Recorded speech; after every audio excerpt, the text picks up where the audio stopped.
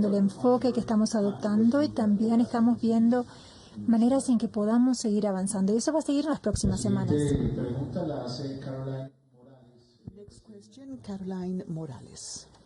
Gracias, buenas tardes, secretario Blinken. ¿Qué piensa Estados Unidos sobre el papel que está jugando Cuba y Venezuela en la política de la paz en Colombia? Y se lo pregunto, porque nos preguntamos si cabe la posibilidad de que Estados Unidos retire a Cuba y a Venezuela de la lista de países promotores del terrorismo. Y al presidente Petro, finalmente, ¿cuál es la posición de Colombia sobre la invasión de Rusia a Ucrania? Pues también porque lo dijo el secretario Blinken, que se manejó en esta reunión, y también si se habló de esta propuesta específica, de este permiso especial de permanencia de migrantes colombianos en Estados Unidos, teniendo en cuenta, él mismo lo ha dicho, reconociendo este modelo que Colombia ha tenido de los refugiados venezolanos. Lisa. Muchas gracias. Me complacerá responder en primer lugar, presidente. Con respecto a Venezuela, en primer lugar, deseo hacer hincapié en que el compromiso que Colombia ha asumido durante varios años ya es impactante. El compromiso de acoger a estos venezolanos que han debido huir de la catástrofe humanitaria que es Venezuela.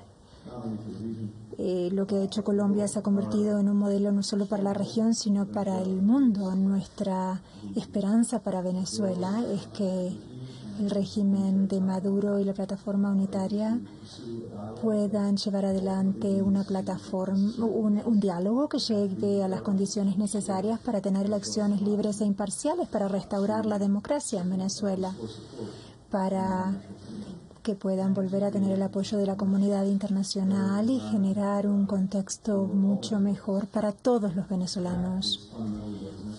En esencia, eso es lo necesario para que los venezolanos no sientan que deben dejar su país y para que los venezolanos que se han ido de su país puedan regresar. Y nosotros hemos estado hablando de la mejor manera en que podemos seguir trabajando en pro de una Venezuela próspera y democrática, y lo mismo en el hemisferio, y también haciendo que los gobiernos que hacen a un lado las normas democráticas también deban rendir cuentas. Esto sigue siendo el caso en Venezuela. Nuestra esperanza es que nosotros veamos una reanudación del diálogo, de las negociaciones, y que luego Venezuela pueda regresar al rumbo de la democracia a través de elecciones libres e imparciales. Con respecto a Cuba y la designación de Estado patrocinante del terrorismo, nosotros tenemos criterios claros, leyes claras, requisitos claros, y seguiremos considerándolos y viendo si Cuba seguirá mereciendo tal designación. Yo personalmente, en esta reunión que acaba de pasar, dije que lo que había acontecido con Cuba es una injusticia. Porque un gobierno colombiano, no el nuestro, le pidió a Cuba que fuera sede de negociaciones con el ELN y FARC. En las negociaciones con la FARC participó una veeduría, llamémoslo así, del gobierno de los Estados Unidos, de Obama.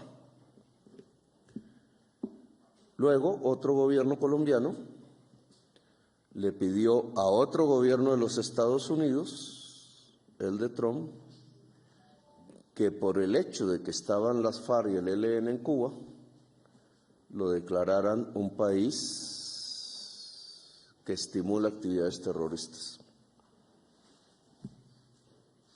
Eso se llama una injusticia. Y por tanto, en mi opinión, no depende de nosotros, debe ser corregido. Nosotros volvimos a recuperar el papel de países garantes de los procesos que se inician ahora al Reino de Noruega, a Cuba, a Venezuela y han pedido ese mismo estatus España y otros países. Cuando establezcamos en qué lugar realizamos las negociaciones, volveremos a hablar de este tema. El TPS, o como queramos denominarlo, una protección al inmigrante, me parece que es una figura democrática, usada por más de 1 millón de personas en Colombia. También fue usada en Venezuela para la migración colombiana de los años 70.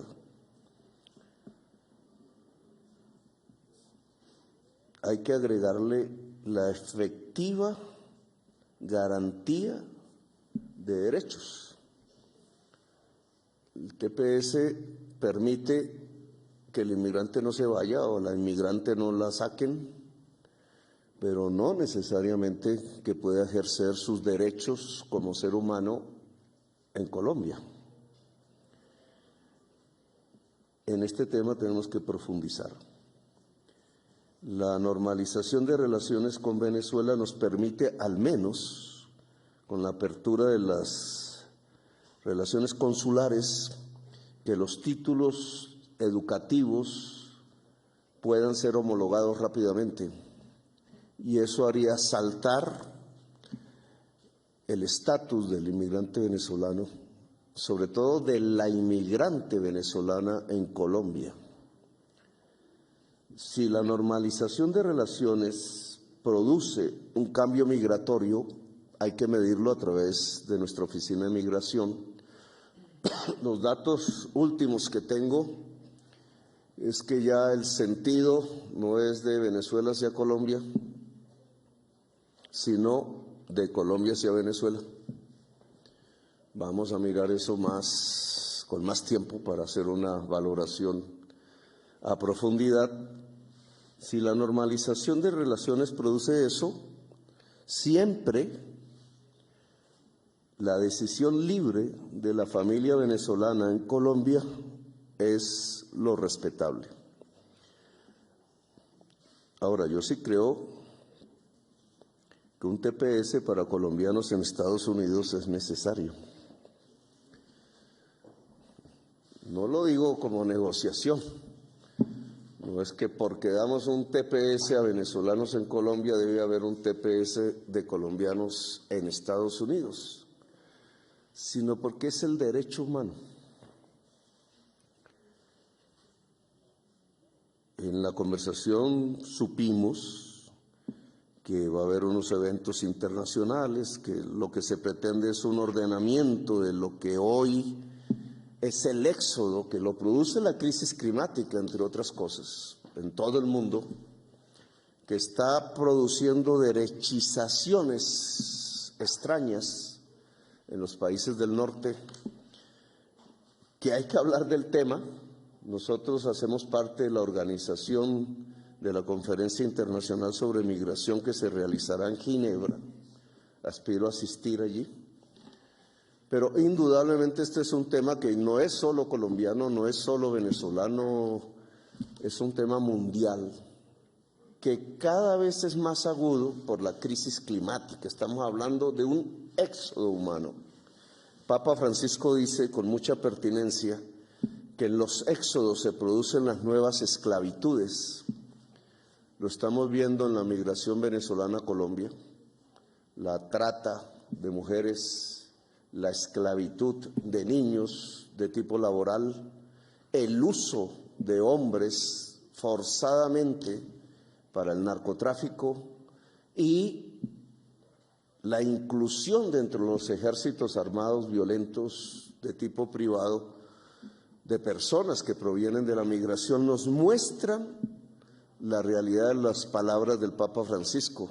El éxodo trae nuevas esclavitudes y solo una regulación mundial que respete la dignidad humana puede evitar, primero, las nuevas esclavitudes y segundo, si se apunta a las causas correctamente, quizá la estabilidad de las poblaciones en su propio terruño, que es donde quisiera más vivir una persona en general.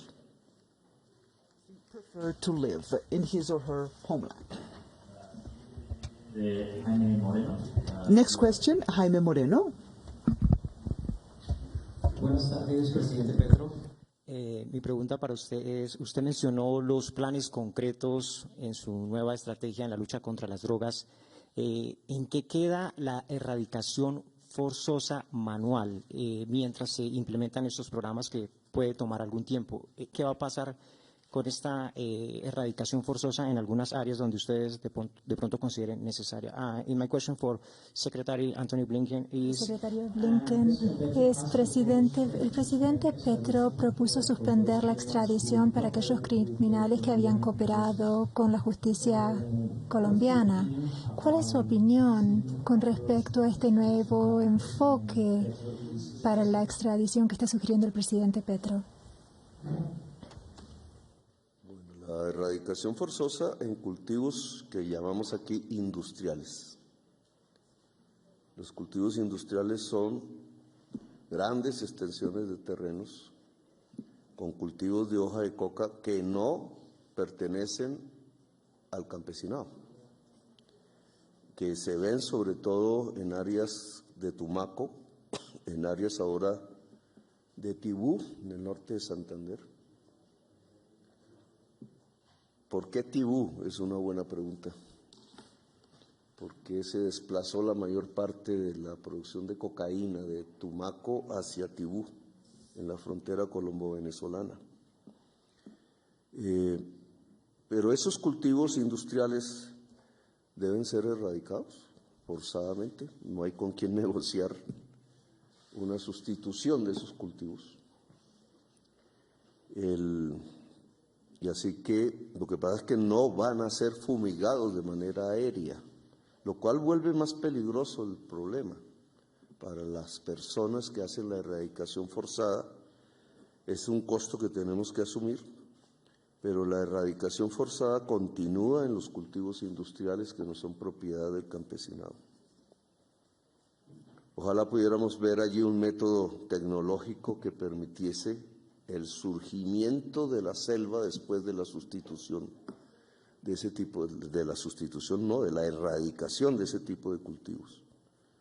Y esa es la respuesta. Adelanto que en esas zonas en general se mueven fuerzas violentas, fuerzas armadas con diferentes grados de militarización, que aquí se han dividido entre bandas, gaos y etcétera, unas denominaciones un poco complejas, pero que tienen control territorial, armas y controlan la población.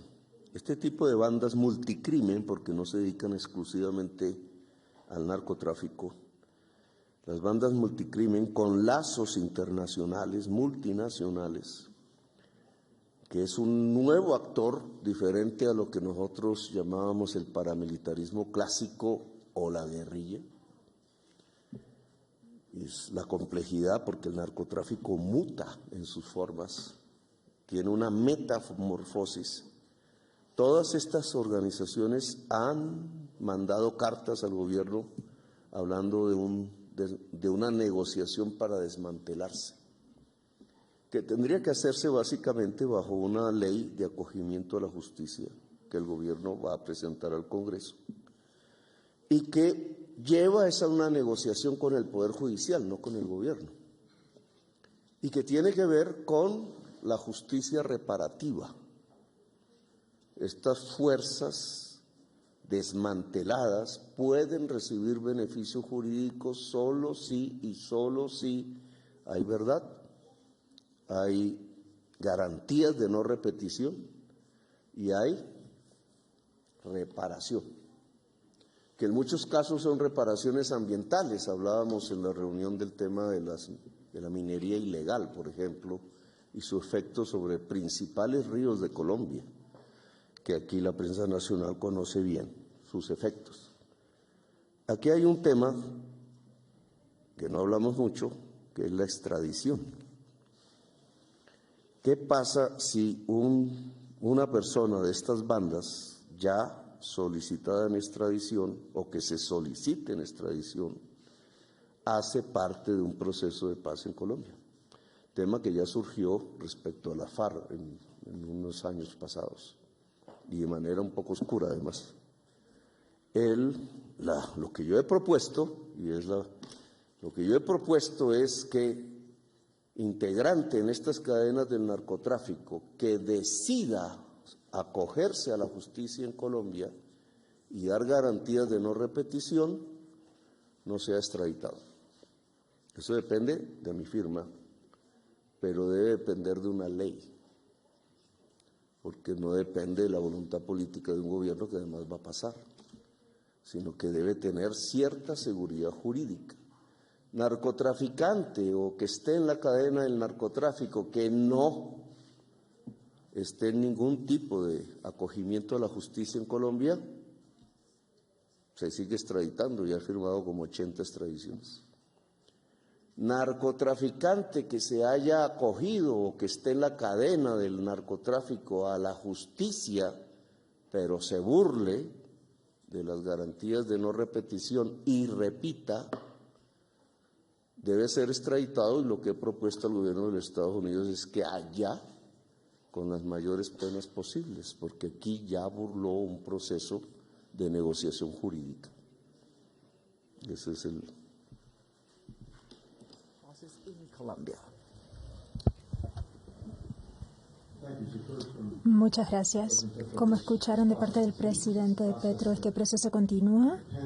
Es un proceso que depende de las decisiones de dos naciones soberanas. Y nosotros respetamos plenamente las decisiones soberanas del gobierno colombiano. Para nosotros, la relación de extradiciones ha beneficiado tanto a los Estados Unidos como a Colombia, ha beneficiado la justicia en ambos países y ha beneficiado a las víctimas de la delincuencia transnacional en ambos países. Una herramienta importante para ayudar a desmantelar las organizaciones delictivas transnacionales que tanto daño hacen a nuestras dos sociedades. Vamos a seguir trabajando estrechamente sobre esto y es algo muy específico. Los sistemas van a continuar trabajando, vamos a seguir investigando, vamos a seguir procurando enjuiciar a quienes infringen nuestras leyes y vamos a seguir trabajando sobre las extradiciones. Bien, vamos a terminar esta ronda de preguntas. We are now going to close this round of questions with Santiago Rincón from Blue Radio. Good Señor afternoon. secretario Blinken, hace un par de semanas murió Lady Paola Martínez en un asilo en Nueva York, una colombiana que se suicidó después de que su esposo no pudo cruzar la frontera. Ella es tan solo uno de los miles de casos de los rostros de la inmigración ilegal. El presidente Gustavo Petro acaba, digamos que, pedir públicamente que Estados Unidos debería asumir un estatuto de protección temporal para los colombianos ilegales, para los inmigrantes ilegales a Estados Unidos. ¿Qué piensa usted de esa propuesta, secretario? Y para el presidente Gustavo Petro, rápidamente, hace unos días, presidente, usted terminando la Asamblea de la ONU, dijo que pocos días después se hablaría o se anunciaría la propuesta formal de cese multilateral, que eso dependería si los grupos daban el primer paso. Muchos de ellos ya están en un cese unilateral. Entonces, ¿qué sigue ahora por parte del gobierno colombiano? ¿Puede venir el cese multilateral pronto? Gracias.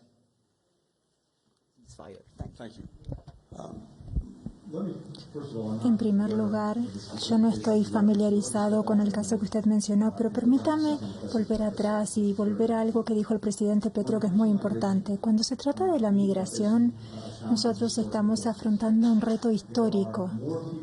Hay más personas desplazadas de sus hogares en el planeta hoy que en cualquier momento en la historia, más de 100 millones de personas.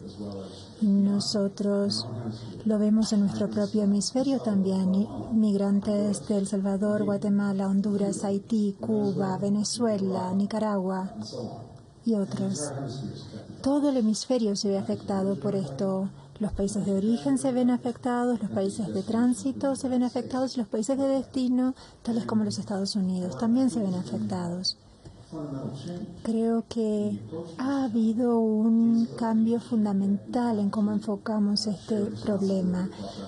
Aceptamos que tenemos que tener una responsabilidad compartida en el modo en que afrontamos este reto. Esto es algo que empezó el año pasado en Bogotá, cuando reunimos a ministros del hemisferio, y culminó con la Declaración de Los Ángeles en la Cumbre de las Américas, donde más de 20 países del hemisferio se pusieron de acuerdo para determinar principios acerca de cómo hacer frente al reto migratorio que todos estamos afrontando, para garantizar que lo hagamos de manera humana, que sea ordenada la migración y que respete el Estado de Derecho. Nuestro propio país está tomando medidas muy importantes en este sentido. Hay muchas personas que quieren venir a los Estados Unidos y estamos tratando de expandir las vías legales para llegar a los Estados Unidos. Estamos trabajando también con la emisión de visas temporales de trabajo, por las que hay mucha demanda. También estamos trabajando para asegurarnos de que cuando hay personas con un planteo de solicitud de asilo creíble, trabajar con ellos, y dedicamos grandes recursos en nuestras fronteras para que sus solicitudes puedan ser resueltas mucho más velozmente que en el pasado. Al mismo tiempo, queremos asegurarnos de que las personas del hemisferio estén tratadas con dignidad, con humanidad, y estamos trabajando mucho con los países socios para asegurarnos de que eso sea así. Otros pasos serán anunciados en los próximos días y semanas, pero si nosotros no podemos hacer frente a este reto juntos, no vamos a tener éxito. Y hay otro elemento crítico, y el presidente lo mencionó. No es que la mayoría de las personas del hemisferio y de otras partes del mundo se despiertan un día y dicen: ¿no sería fantástico dejar todo atrás, dejar mi cultura, mi familia, mi idioma, mi trabajo, y hacer una travesía dura que pone mi vida en manos de tratantes? ¿Sería eso una idea fantástica, acaso? No. Hay motivos profundos por los que tantas personas están decidiendo asumir esta travesía tan peligrosa en el hemisferio. Eso es porque en los países en que viven no tienen medios económicos para poner comida sobre la mesa para alimentar a sus familias, o porque afrontan un gobierno represivo, violaciones de derechos humanos, corrupción. A menos y hasta que podamos hacer frente a las causas profundas de la migración, no vamos a poder resolver este problema. Tenemos que hacer todo lo que mencioné antes, y tenemos que hacerlo mancomunadamente. Los países que asumieron este compromiso en la Declaración de Los Ángeles, en la Cumbre de las Américas, se reunirán en un par de días también en Perú para la Asamblea General de la OEA, y ahí vamos a seguir trabajando sobre esto. Con respecto al TPS, en nuestra ley, esta es una herramienta diseñada específicamente a fin de permitir a las personas quedarse en los Estados Unidos que no pueden volver a sus países de origen debido a las crisis que han tenido lugar en esos países. Y es por eso que en el caso de los venezolanos nosotros tenemos el estado de protección temporal, así como lo tiene Colombia, porque no pueden regresar a su país debido a la catástrofe humanitaria y la mala gestión económica y la represión política que existe. No pueden regresar a su país. Es para eso que este programa está diseñado. Pero más ampliamente estamos viendo cómo aumentar las vías legales para llegar a los Estados Unidos, sea temporalmente o en forma permanente. Bien, las estadísticas de septiembre, y esto también como las que acabo de dar de migración, es un corto tiempo como para sacar conclusiones aún. Pero las estadísticas de septiembre muestran el mes con menor número de excombatientes asesinados que hayan firmado la paz en todo el año, y de los menores niveles de masacres y de muertes de líderes sociales del año. Sin embargo, el año ya superó el año pasado.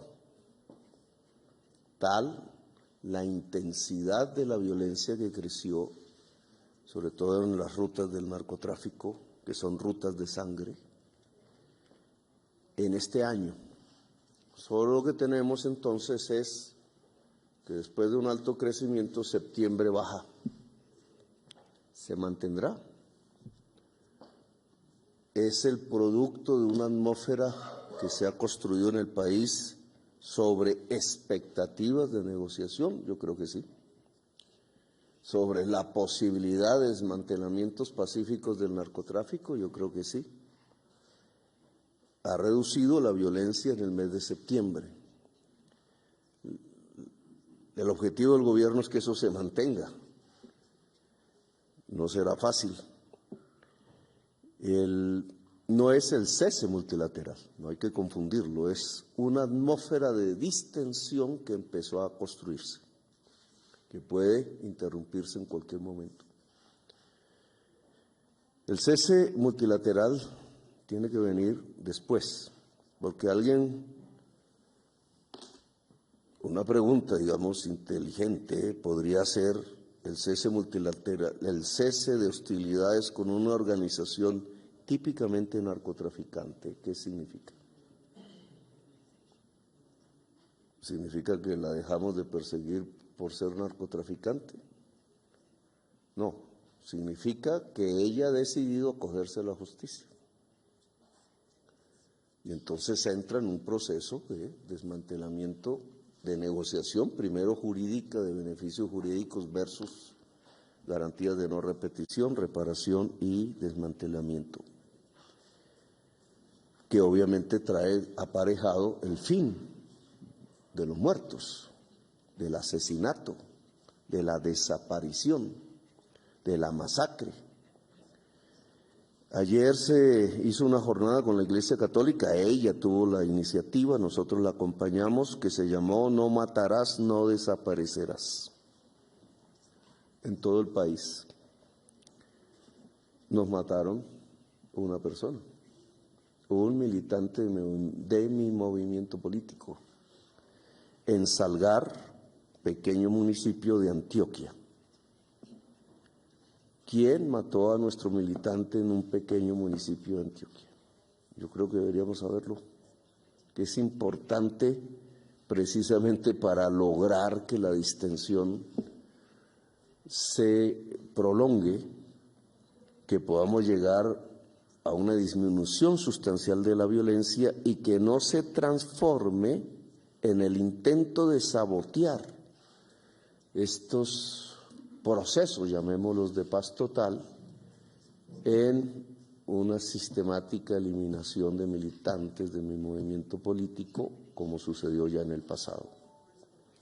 Por eso le pido al ministro de Defensa que ponga una recompensa de las más altas posibles para saber quién en un municipio tan pequeño como Salgar ordenó el asesinato de nuestro coordinador político en ese municipio, para que sirva de desestímulo, si es que se quiere desencadenar un sabotaje a este proceso, más desde una intencionalidad política que ya ha existido en otros tiempos en Colombia.